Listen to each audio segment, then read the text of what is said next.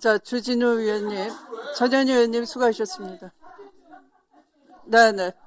자, 답변해 주시기 바랍니다. 자, 소란 행위로 인해서 지금 전현희 위원께서 제대로 답변을 듣지 못했습니다. 저한테도 안 들리고 있습니다. 답변해 주시기 네, 제가 바랍니다. 답변 드리겠습니다. 네.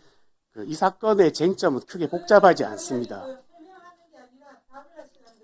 제가 답변을 하려고 하면 이렇게 막으시니까 답변을 할 수가 없습니다.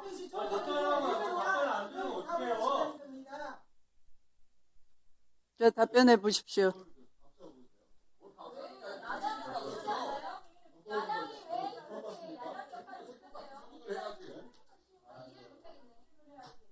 다른 의원의 질문을 가지고 예의 없이 질문 같은 질문이 말이 됩니까? 예? 그럼 듣지 말고 나가준다. 싫어.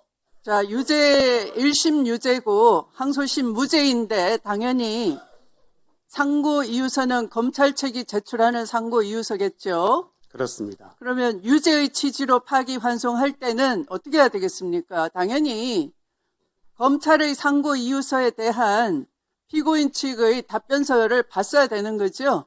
예, 네. 답변서를 다 봐야. 그런데 답변서 제출되자마자 전원 합의체로 돌리셨어요.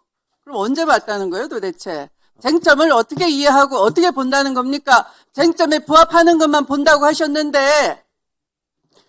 저희 판결문에 그 내용이 나와 있습니다. 대법관들은 1심과 원심 판결문 공판기록을 기초로 사실관계와 쟁점 파악에 빠른 시기에 작출을 했고, 그걸 검사의- 적어준 거 아니면 답변을 못 하십니까? 검사의 상고 주심이시면서. 더 이상의 자, 양심에 따른 답변을 하시면 그 양심은 빗바라지 않습니다.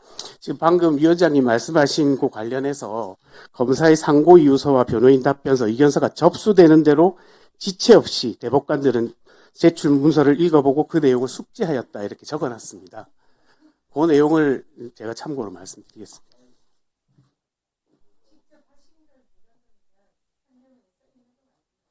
더 이상의 내용은 합의에 이르는 과정일 수가 있습니다. 그래서 더 이상 답변을 드리는 것이 적당하지 않다고 생각합니다. 네, 우리 천재적인 법원 행정처장님.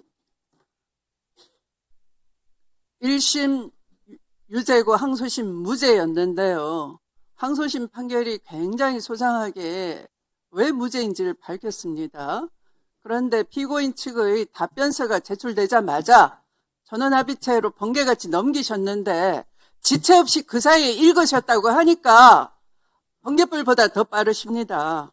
존경합니다. 대단하십니다. 자, 다음은 주진우 위원님 질의하시기 바랍니다. 원래 이렇게 국민의 뜻을 내세워서 사법부를 조롱하고 압박하는 나라를 우리가 독재국가라고 합니다. 북한 베네수엘라 방식이고요. 지금도 그 국가 국민들은 고통받고 있습니다. 저는 지금 사법부 망가지는 건 한순간이고요. 사법부가 최후의 보루로서 스스로 정확한 입장을 견지해야 된다고 생각합니다. 언젠가부터 민주당의 사법부 침탈이 일상이 됐습니다. 민주당은 이제 자기들한테 불리한 판결이 나오면요, 승복하겠다는 입장을 내는 적이 없어요. 아예 한 번도 못 봤습니다. 과거에는 그래도 불리한 판결이 나와도 판결 결과에 대해서 각 당이 다 판결 결과에 대해서 겸허히 승복한다는 메시지를 냈었는데 민주당 그런 메시지 내는 거 한 번도 본 적이 없어요. 어떻게 수긍을 해? 행정처장님, 판결이 특정 정당에 불리해도 승복하는 것이 법치주의의 기본 아닙니까? 예, 판결에 대해서는 승복하는 것이 맞습니다.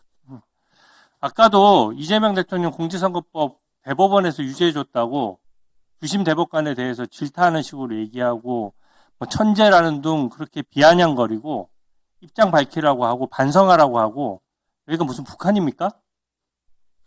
국회는 판결에 대해서는 관여할 수 없도록 명시적으로 규정이 되어 있습니다. 그리고 이 사건 사실관계 다 국민들이 알고 있습니다. 간단해요. 이재명 공직선거법 위반 사건에서 1심 유죄 나고 2심 무죄 썼으나 대법관 12명 중에 10명이 이것은 1심 판단이 맞다라고 본 겁니다. 그래서 그 판결 관련돼서 법리를 상세히 설치를 했고, 그 법리가 일반적인 공직선거법 위반 사건의 법리와 다르지 않아요. 오히려 일관되고 2심 판결이 이상했던 것이죠. 지금 민주당은 사법 쿠데타라고 우기는데 민주당이 정한 특검조차도 그러면 사법부를 기소했습니까? 쿠데타면 기소를 해야죠.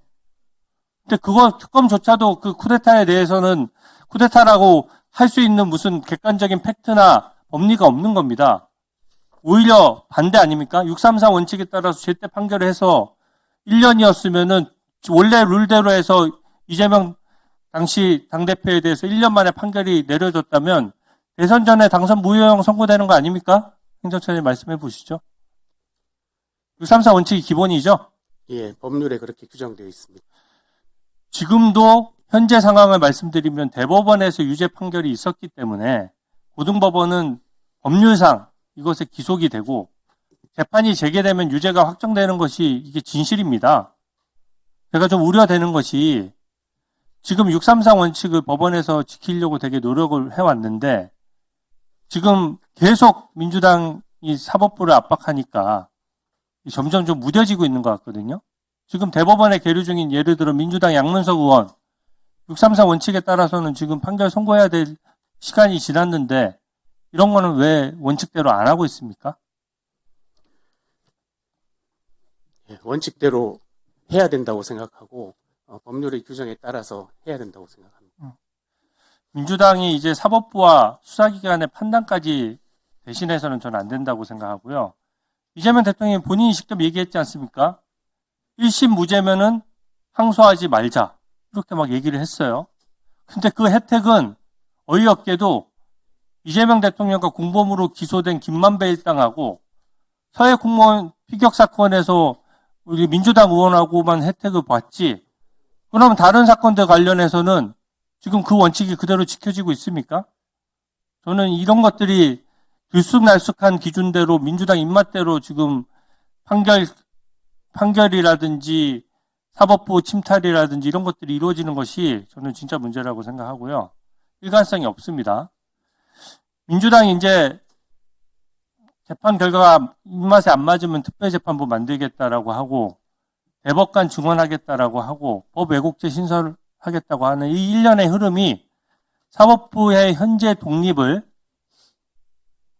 약화시키거나 조회할 수 있다라고 보는데 행정처장님 어떻게 생각하십니까?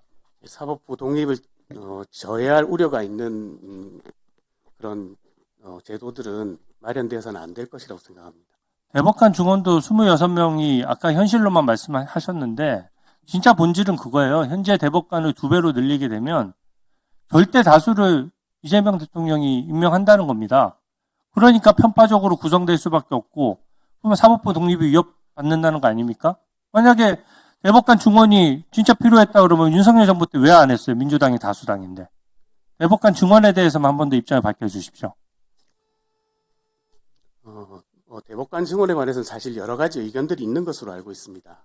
필요하다고 하는 분들도 많이 계시고, 그 다음에 또, 우려를 말씀하시는 분들도 계신데, 저희 입장에서는 아까 말씀드린 것처럼, 설령 대법관이 어느 정도 증언이 되더라도 하급심 약화가 크게 우려된다는 점을 말씀드리지 않을 수 없다는 것입니다. 이상입니다.